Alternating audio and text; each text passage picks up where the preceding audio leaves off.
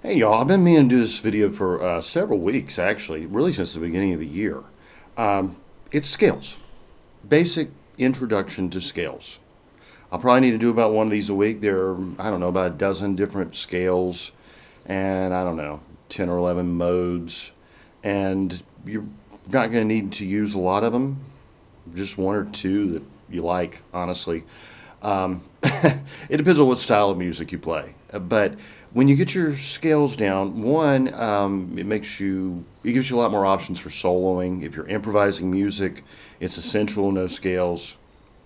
And it's also how we build chords. We build our chords using the major scale, just the natural major scale. And the key of C, that's C, D, E, F, G, A, B. That's it. And of course, you go and add the ninth.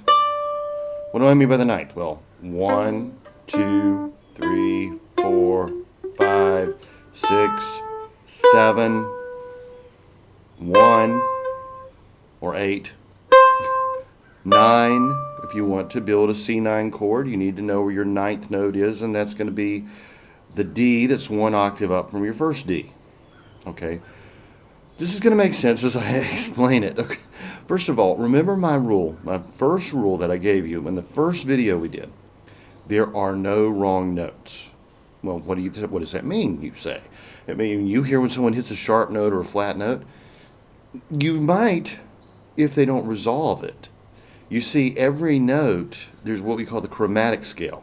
That's the main scale you need to know, and that would be, C, C sharp, D. Well, let me do it the same pattern I did. All right, C, C sharp, D, D sharp, E, F, F sharp, G, G sharp, A sharp, B, C, C sharp, D, D sharp. Yeah, that's every note on the fretboard, right? You can keep that pattern going.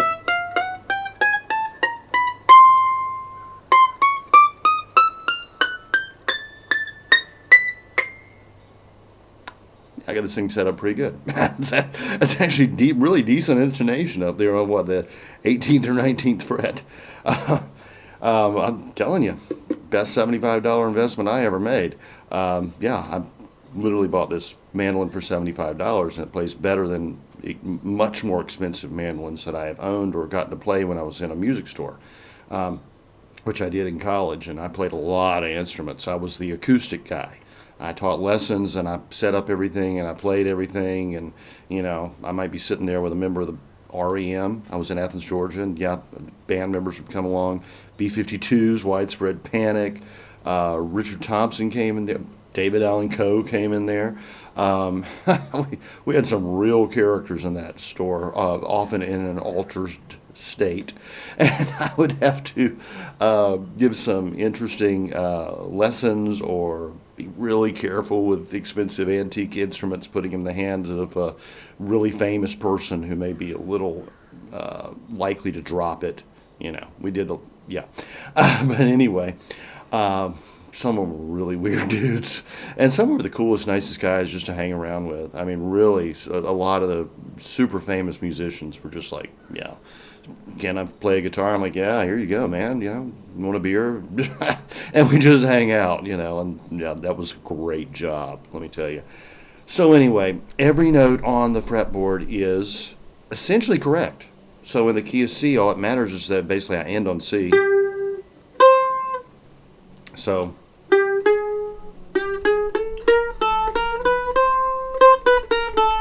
kind of sounds weird to us.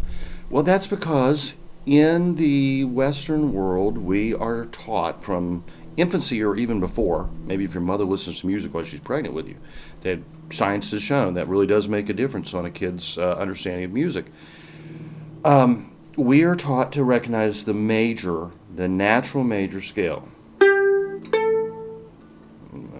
I'm on the wrong note. There we go.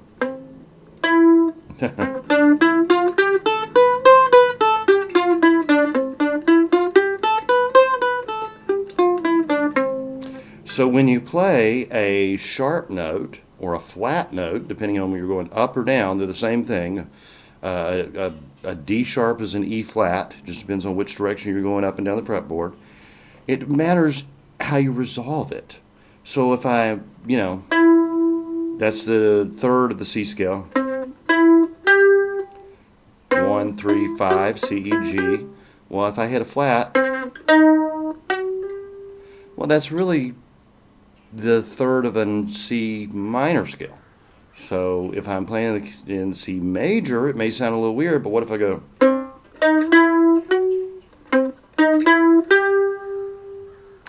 Sounds a little bluesy, doesn't it?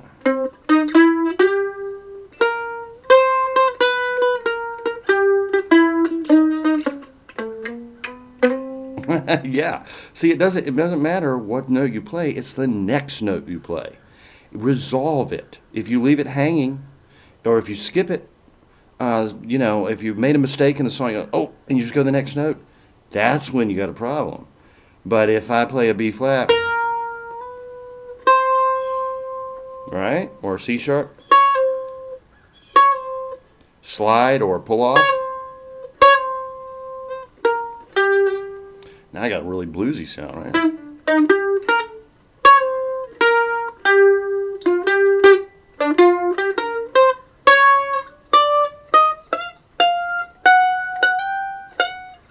I'm just fooling around. And you bring it right back in. So, there really are no wrong notes. Okay? So let's start with, we'll start with the chromatic scale. I think I've already done that. I will run through it one more time. It's literally just playing every note, and the reason you need to know this is, one, you need to be able to name all the notes and get a feel for where they are. Two, resolving. If you make a mistake, pull it to the next note, up or down. And that means developing the ear. So we need to kind of hum along or sing along. C, C sharp, D, D sharp, E, F, F sharp, G, G sharp, A sharp, B, C. I'm hoarse, actually. My voice is kind of shot today, but C sharp, D. Anyway, you do that, just practice it. I mean, 10, 15 minutes a day. Do nothing but go.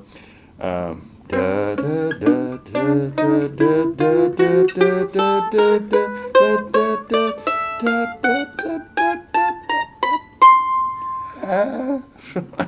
I'm so hoarse. Maybe I can whistle. Nope, can't whistle it either. Da da da da da da da da da da da da.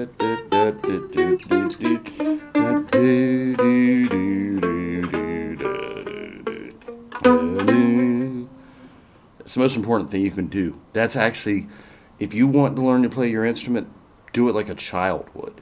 And I'm seriously, play every single note, hum along, whistle along, sing along, and you're going to connect the brain, the ears, and the hands. And that's essential. That's how you can just pick up and solo, and you can play by ear. There's not a single song I hear that I can't immediately play. That's ear training. It happens over time. It's not going to happen overnight. But that's the way it happens, is play the chromatic scale and sing or whistle along with it, hum along with it. Do open your mouth. Vocalize those notes, because we're human beings. We speak. Our brain works with our mouths. We got to connect the mouth and the hands, and then eventually you're going to find you close your mouth and you're speaking through your instruments. I mean, I'm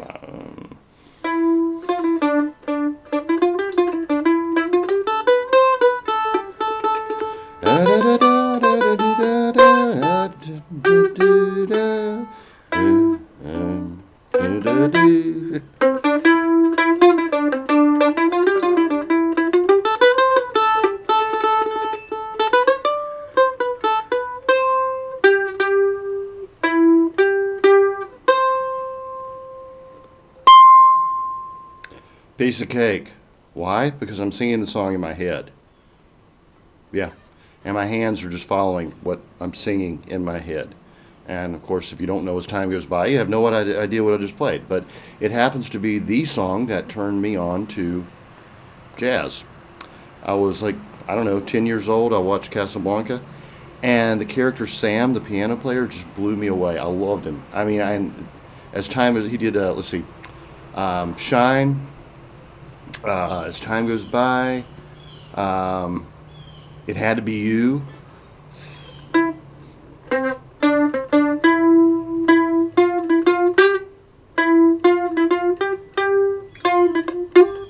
Somebody who could make me feel blue, sad, or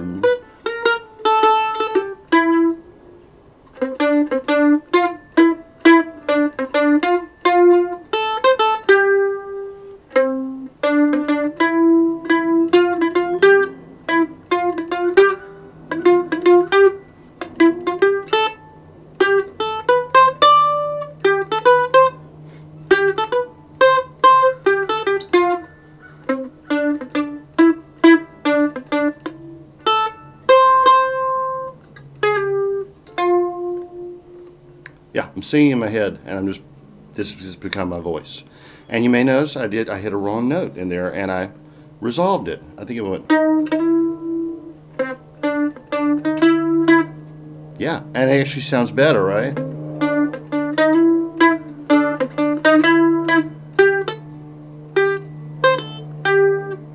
Yeah, that time I didn't fix it, so you heard the mistake. What if I gone? Now you got the secret. Now you know why I say there's no wrong notes. You can fix anything. It's not the note you play, it's the next note you play. Always remember, the next note you play is the only thing that matters, not the note you're playing right now. That's, if I tell you, I've been around some of the most famous musicians, some of the best guitar players, some of the best mandolin players, fiddle players, piano players. I have seen every one of them make mistakes. And you know what? They turn it into something great because they just go to the next note and it sounds like it was intentional. And if you really want to make it sound like it's intentional, do it twice. So if I hit a C flat when I'm in a C, I don't stop there. I go. That time I hit two flat notes. Ha ha! That, right?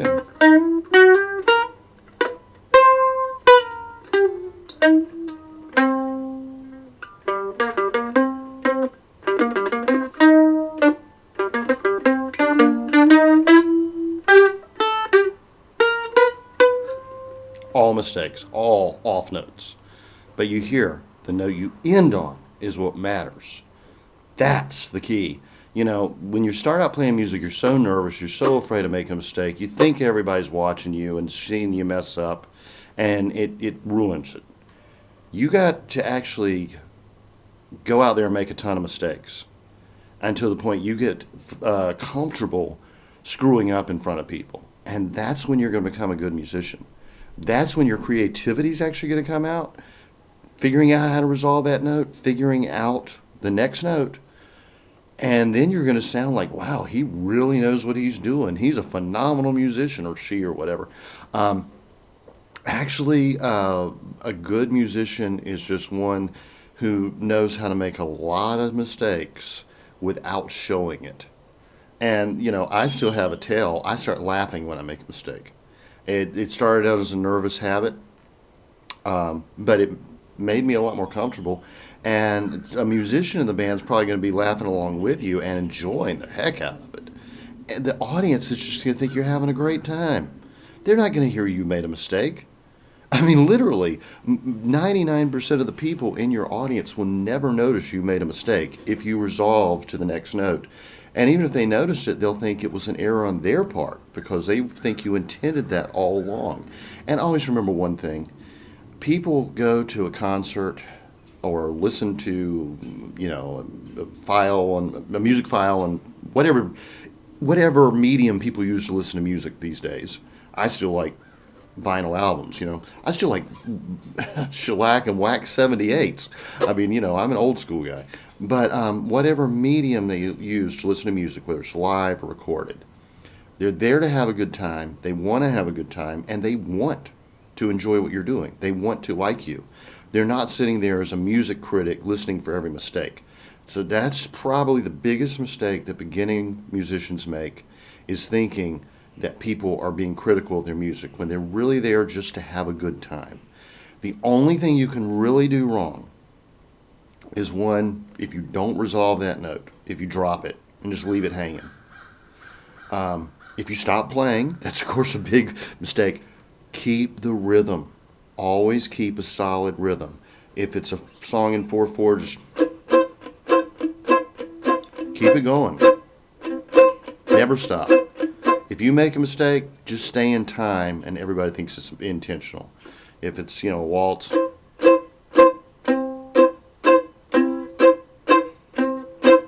never drop the rhythm. Never, ever drop the rhythm. That's when people start giving you the stink eye. Everybody in your band is going to be glaring at you if you screw up the rhythm. And remember, the mandolin is an incredibly rhythmic instrument. It's very much like a snare drum. Keep the rhythm. Tap your foot.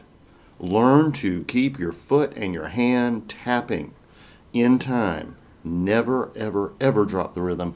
And then remember, in the chromatic scale, there are no wrong notes. So now you can play anything you want.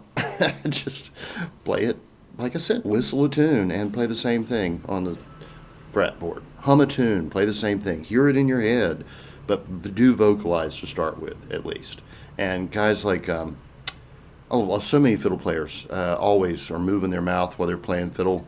Herb Ellis is really the guitar player I think of when I think of someone who worked their mouth. Well, I mean, they called him Mr. Mumbles. He would literally intone every note as he's playing, and he was phenomenal. I can't think of a good example on mandolin. Mandolin players tend to be a little stoic. They glare at you, and they play real fast. I love giving mandolin players a hard time. All right, y'all. Have a good one, and I'll talk to you next time.